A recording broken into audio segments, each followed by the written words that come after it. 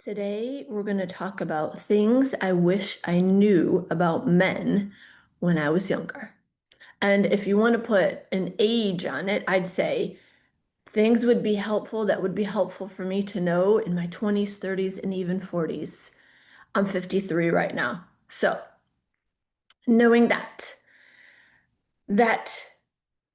I want to impart to you, dear ladies, dear women, and even if some of you men want to listen to too, you might be curious to know this as well. Because, well, I totally believe that we all, our souls all choose certain lessons, certain experiences in order for us to transform and to grow, to become our ultimate self, if you will, to become a child of God. Well, technically, you already are, but that's another video for another day. This is about the things that I wish I knew about men in my 20s, 30s, and 40s that I know will help you. So, first thing that comes to my mind, and I don't know even how many I'm gonna give you, okay? I just kind of go until it's I'm done. So, first thing that comes to my mind is that you have to understand that you are valuable and worthy outside of what he thinks, outside of your perception of who you think you have to be in order to be loved. So, to elaborate on that, be yourself 100%. Do not wear masks.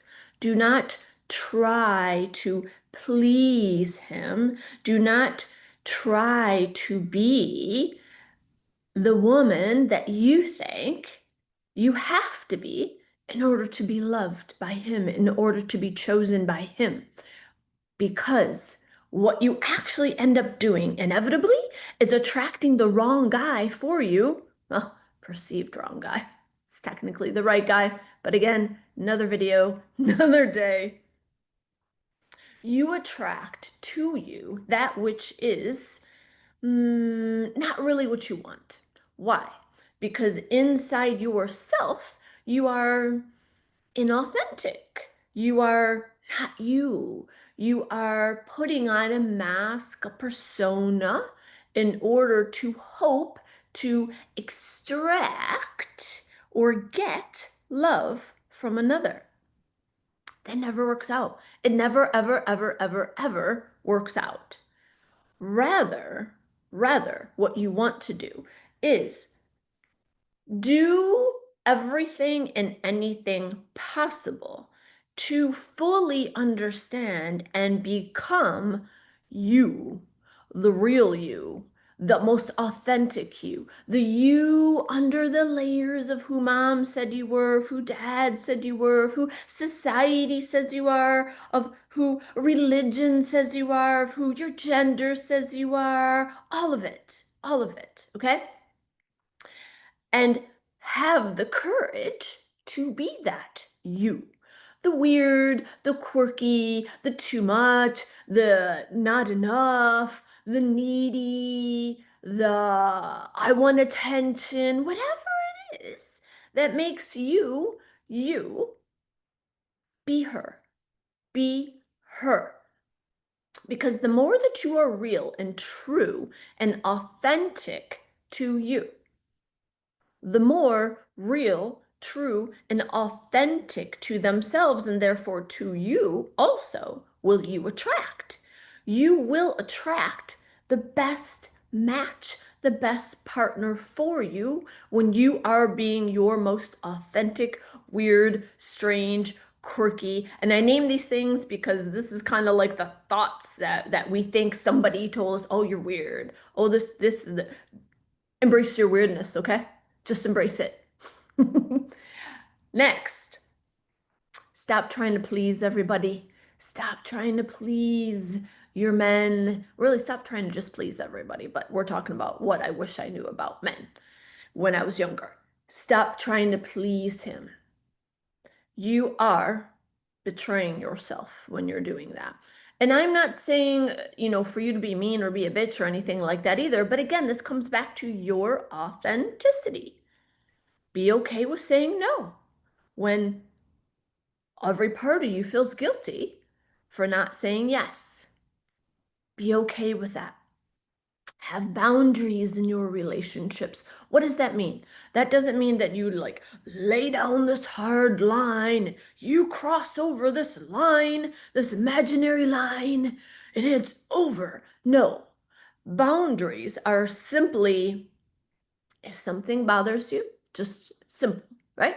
If something bothers you, you speak to it in a kind way, in a loving way. Hey, babe, when you did this, it made me feel like this. And I'd really appreciate it if you didn't do that again. Easy, easy peasy. And then this might be the hard part, ladies. This might be the hard part. Having the courage to stand in that boundary. So, in other words, if he does it again, you're not blaming him, you're not judging him, you're not resenting him, you're not stuffing it down and then not dealing with it. And then now you feel terrible inside and now you hate him for it. No, then you speak up again. Hey, remember that time, babe, that we talked about that and I asked you if you could do this? You did it again. Can you please make more of an effort this time? It would really mean a lot to me. This makes me feel like this. When you do that, it makes me feel like this, whatever that in this is. When you speak from a place of love, when a place of kindness, a place of what is true for you, what is real for you, without attacking them, without making them bad or wrong, without making them responsible for how you feel. You made me feel this way. Walls of defense go up, or let's just put them up. Walls of defense. It's natural, it's normal for somebody who hasn't done any amount of inner healing of their stuff. Okay, we'll just say that for now. Their past experiences that they have tended to take on and hold on to wounds. So if you want to get your point across, with authenticity, with love, and be able to hold boundaries with kindness, with compassion, with healthy communication, right? Then you have to be able to hold that boundary that you created. It takes courage. I will tell you that you'll probably feel, if you haven't practiced this, okay, just make a mental note to yourself. This is going to feel awkward. This is going to feel uncomfortable. Inside of myself, I'm probably even going to feel a little guilty. And I'm going to do it anyway. I'm going to do it anyway because I'm doing it from a place of self-love and self-respect. And also because I love and respect him too. And I love and respect this relationship. So I'm going to treat it as such. I'm not going to hold him responsible for my emotions and how I feel, but I am going to hold him responsible in if I ask him to stop doing something that makes me feel unloved or unappreciated or is a boundary that I've decided to set, then I am going to speak about it if he continues to not honor that. Does that make sense? Okay, next thing. And all of these doesn't really matter if it's 20s, 30s, 40s. It really doesn't matter, okay? Because it's all applicable for all ages, even past 53. So, how about things I wish I knew about men, period, no matter the age? So, another thing is you can never get love from him. You have to first be love. Society would tell us, society would condition us to believe, remember the movie Jerry Maguire, you complete me, that we are half of a whole until we meet our partner. And then now we're whole. That's not true. Nobody can complete you. You're already whole.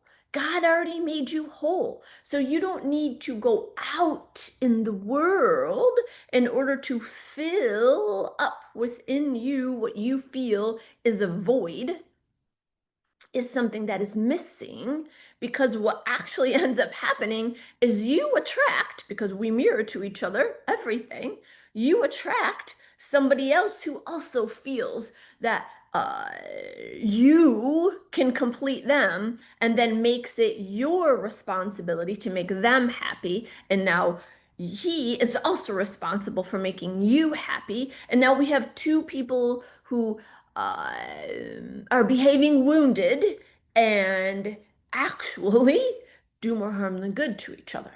Okay? Understand, if you want love, if you want healthy love, if you want a deep connection, if you want a beautiful love, if you want the perfect partner for you, start to cultivate within yourself that love. Stop seeking it outside of you as if you are missing something.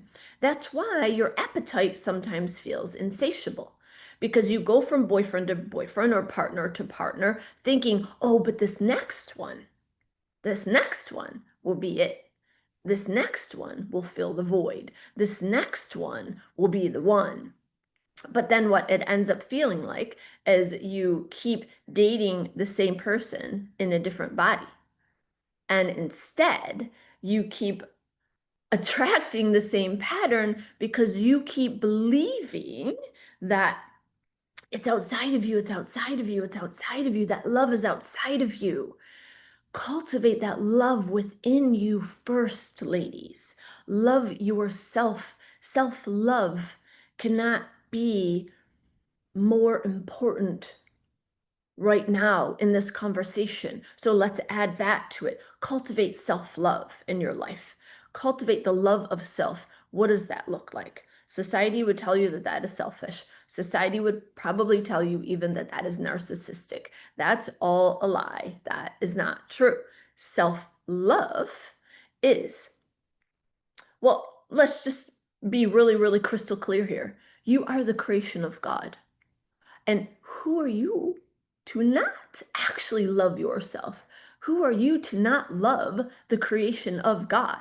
Think about that for a minute. When that thought came to my mind years ago, that really kind of snapped me out of my pattern of self-loathing. Somehow I believed that if I beat myself up enough inside of myself, my inner voice, that somehow, if I shamed myself enough, if I talk shit to myself enough, somehow I would feel better. That makes absolutely no sense. So if you think about it, and nobody taught me self-love. In fact, I was taught to love myself was actually selfish. And many of us women were taught that.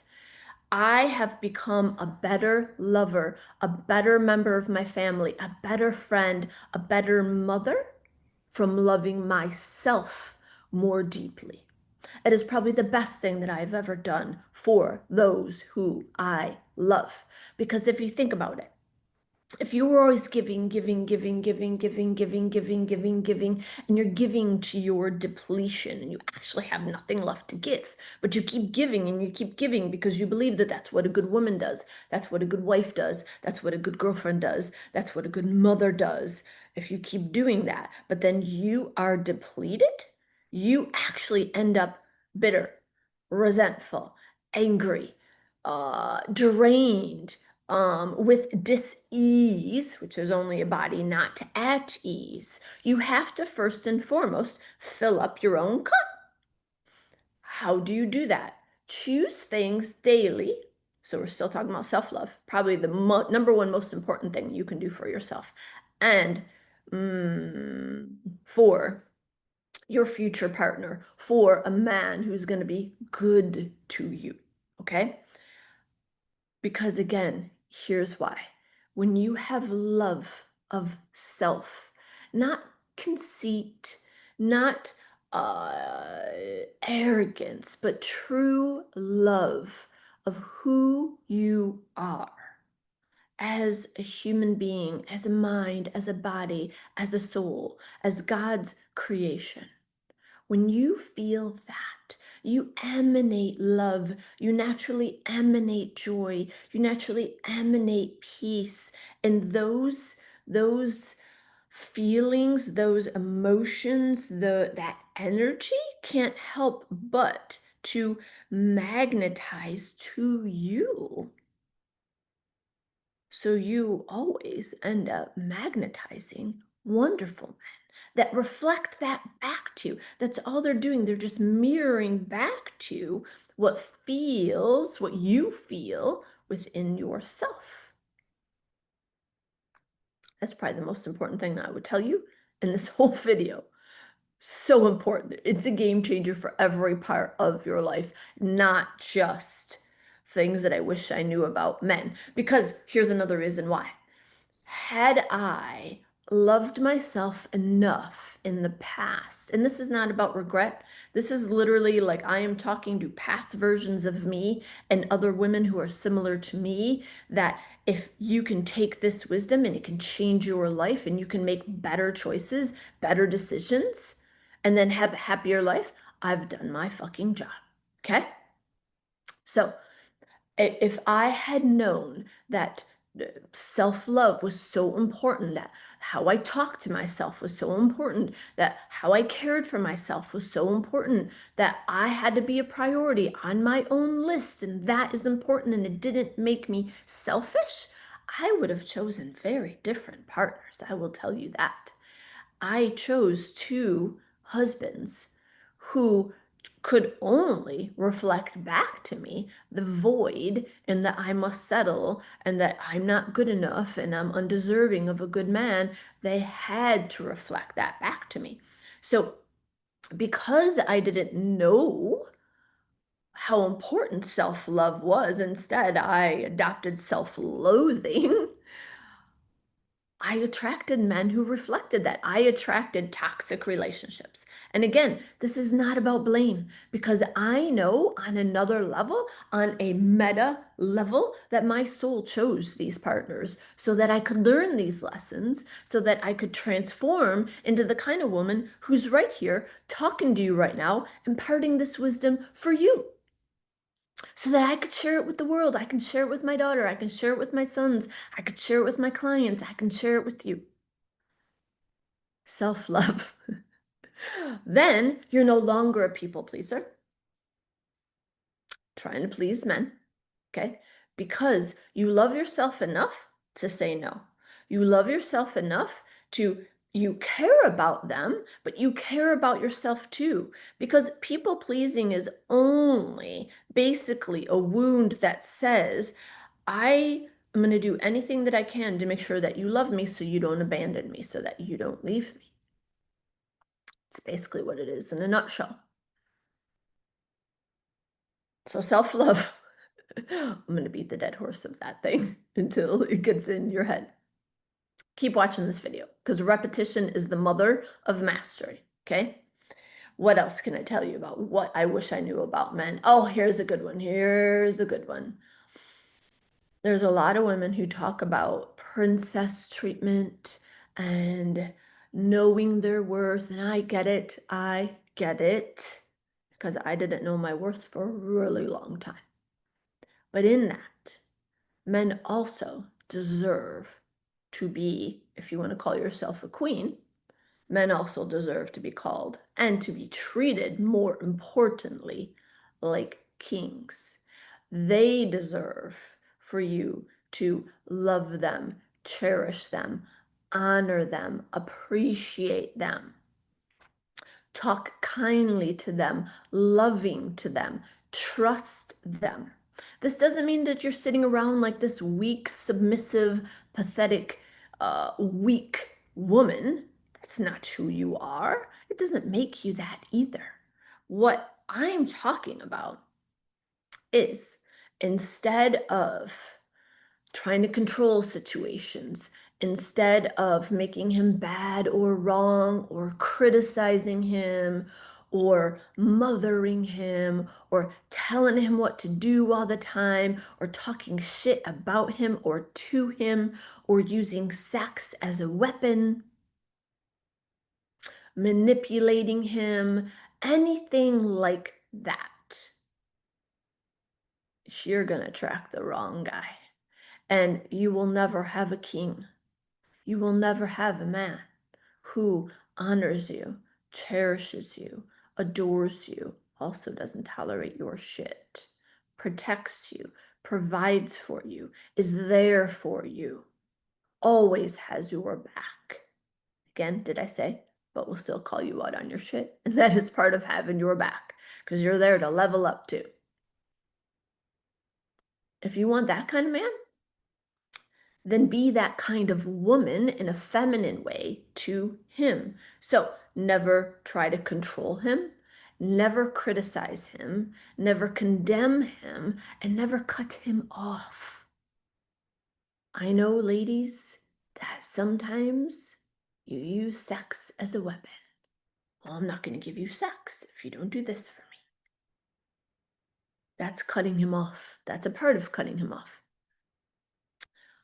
Sex and intimacy is part of a healthy relationship. It's not a treat to be given to your dog when he's good, okay? It's healthy expression of love. So don't ever use it as a weapon. Treat yourself, your body, your temple, and his with love and respect, okay? Also, don't have sex if you don't want to either.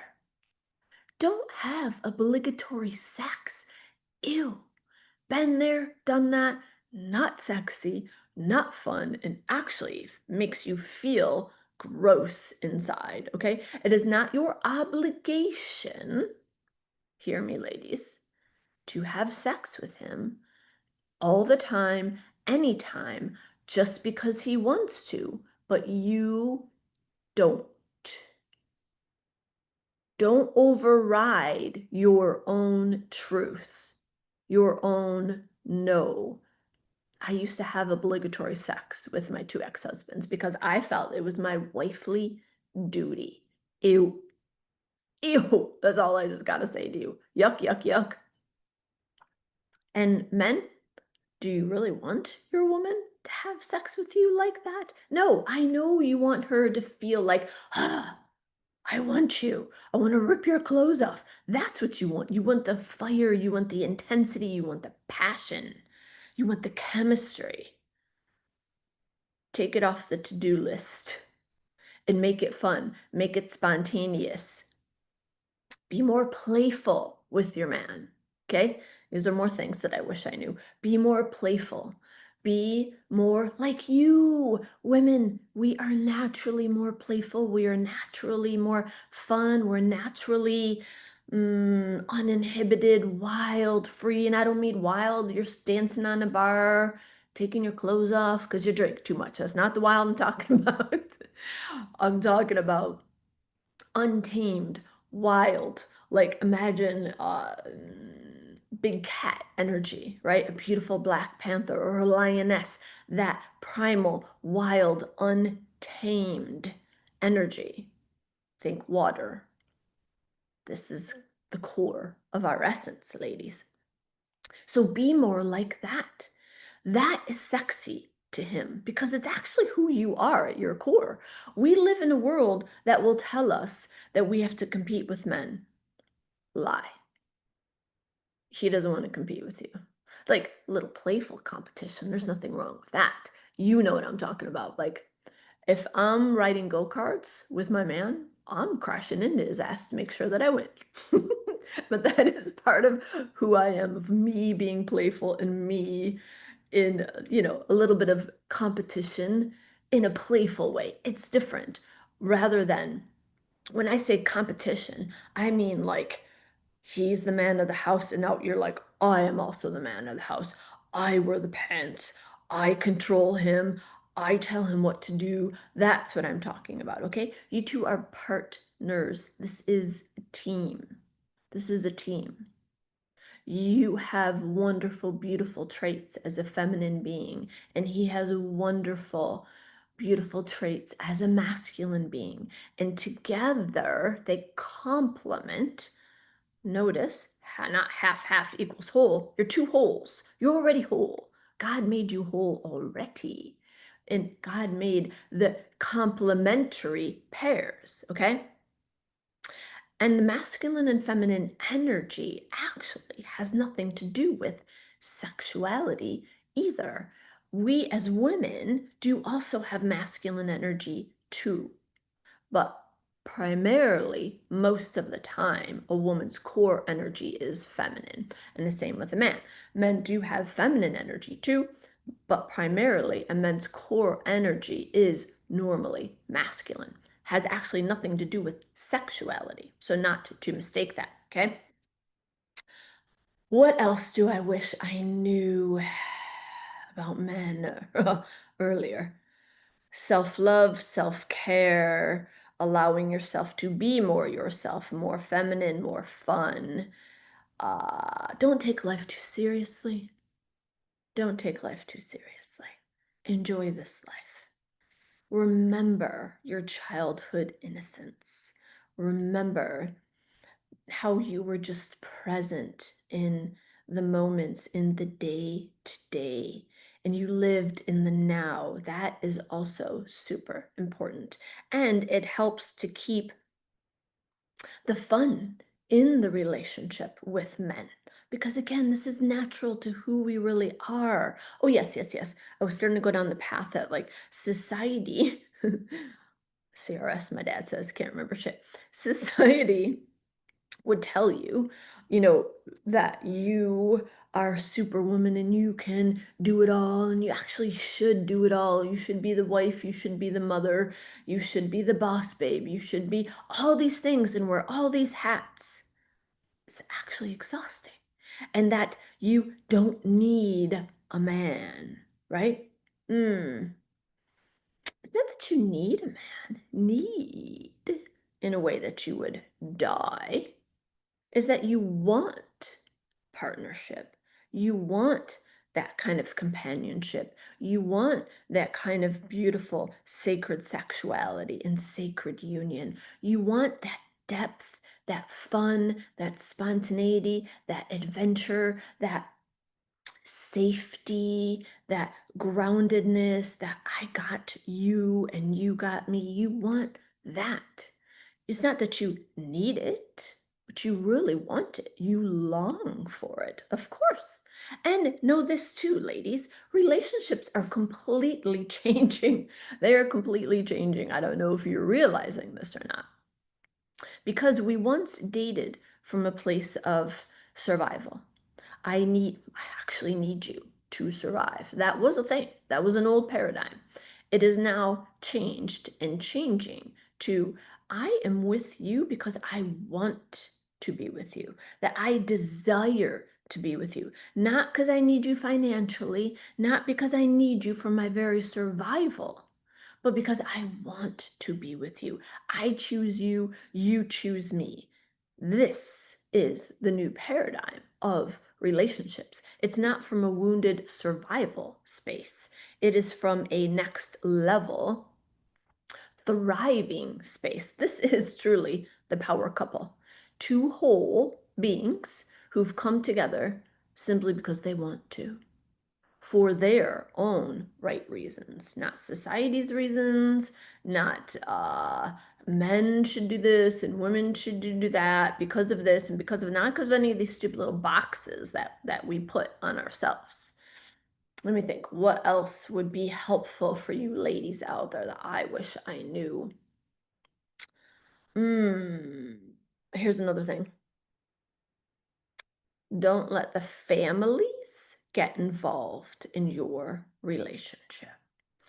Sometimes they love to meddle, and I will tell you, it will cause huge friction between the two of you. You two have to be a united front.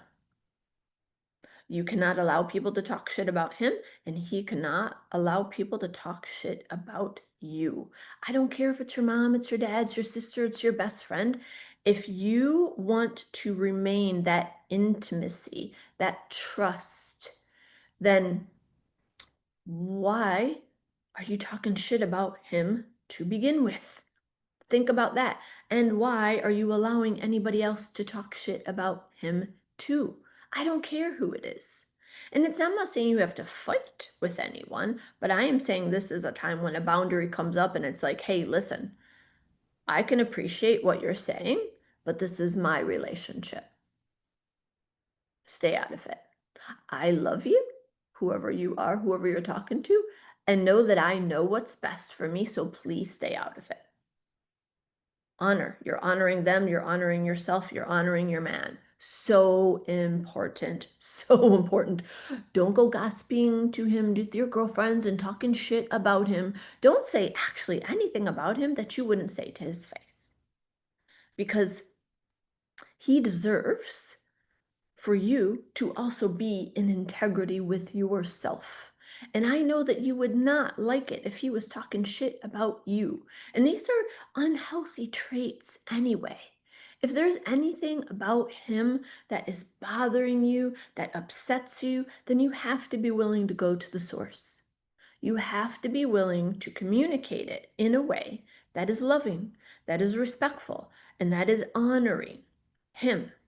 And you're also honoring you in that, and you're honoring your relationship. Any healthy relationship is going to have that at a core of it. What else? And what I mean by family in the middle, the families like to meddle. I had two exes' families that really liked to get into my shit, and it drove me insane. And I spoke up for myself, but the man rarely spoke up for me. So that was a huge contention in our relationship. And this is before I did an ounce of inner work, right? So since then, my relationships are dramatically different and dramatically beautiful, like truly hot, happy, healthy, wonderful. What else can I share with you that will be helpful? I'm trying to think back. Here's something. If you get together with a new man and you have children and or he has children, there needs to be deep conversations amongst everyone. So everyone is on the same page and the two of you are a united front. Because I will tell you, the kids will try to tear you apart. If not all of them, I had the experience in my second marriage, not all of them, okay? But if they feel threatened, if they're just angry and really wish that, you would just drop off the face of the earth and that their parents would stay together, you don't know how they feel, right? They will do whatever they can to try to put a wedge in your relationship. Not in all cases, not in all cases, but it does happen. And if everybody has a conversation, of course, first you and him, and then involve the children and make sure that everybody feels good. They feel safe. They feel heard. They feel seen. We're not talking about coddling. We're not talking about the kids, uh, the parents. Well, this can be deeply personal, right? So have the conversation. I could go down lots of rabbit holes here, but truly, really, all that matters here is what the two of you agree on. It matters not what anybody else thinks. The two of you agree on certain ground rules. Who is parenting whom? Are you going to parent the stepkids or the if it gets that far? Is he going to parent yours or is that off limits? The two of you have to discuss this. This can be a point of contention, a major point of contention. So get this out in the open so that everybody is clear. And then also, you have conversation with your kids if you have them, and he needs to have a conversation with his kids so that they feel safe, so that they know this person is not here to replace anyone. They're just another asset. They're somebody else who's there who will love them and who can be a confidant, a friend, a role model. It's important for the kids to feel safe about this and to feel that they matter. So have conversations. This is probably this wasn't even something that I was thinking about, but it just kind of came through. And so it's obviously important for those of you who have children. What else? Hmm. Uh, this makes me laugh. I was gonna say, when you're in the relationship with the person that you're into, have lots of sex. It's important. Not the obligatory sex that I was talking about earlier. No, no, not that. Make it fun. Make it spontaneous. Make it playful. Make dates. Date each other. Continue to date each other. Continue to, this is kind of turning into general advice, but this is applicable for both, of course. But again, I'm saying this actually to you women right now, because we as women have this tendency to think that, oh, men, this is all they want. They just want to have sex all the time, and I just want to be left alone, or I don't know, whatever they, for some reason, there's this false perception that all men want is sex and that women feel like extracted from and that that's all they want from you, and somehow women don't actually enjoy sex. It's all a bunch of bullshit. So let's just stop acting like you don't, if this is applicable to you, and understand that healthy relationships involve healthy sex lives. They do. And if you're not feeling it, then there could be something going on with your body. Sometimes your hormones, ladies, 30s, 40s, 50s, hormones start to fluctuate. They do. They do. And you will start to feel, well, you're starting to get a lower sex drive. It's not okay to just be like, oh, well, it just is what it is. You know, this is just how it is. No, it doesn't have to be that way, especially not now. 2025, all the different advanced medicine. Go see a naturopathic doctor. I am not a doctor, okay? So just put that disclosure on there, but I actually have been through this myself. Go see a doctor, preferably a naturopath or holistic doctor, anti-aging doctor who specializes in hormones. Get them looked at. Get a blood test, see where yours are. That could be a challenge as to why you're having a low sex drive and you don't want to have sex, okay? What are you eating? What kind of foods do you eat? Do you work out? Are you taking care of this temple? What's your level of stress at work? What's your level of stress at home? Do things, this is coming back to self-care and self-love. Do things that nourish you, that make you feel good, that make you feel loved. Don't make it his responsibility. You take it on. You take it on. It's your job to make yourself happy. It's not his job to make you happy. He's just a complement to it. He's the icing on the cake, so to speak. And nobody can ever make you truly happy if you aren't already happy yourself. You just add to it, right? They add to it. That's what we're here to do with each other. Add to our bliss, not be responsible for it. So take the time to take care of your mind, your body, your soul, your heart. And he will then appreciate that even more. You will be that much better of a partner, of a mother, of a lover, of a sister, of a friend, of yourself, of a boss, whatever, of an employee, doesn't matters not what it is. A better version of you will always bring you men who are also better versions of themselves. I think I will leave it with that. I've given you a lot to think about.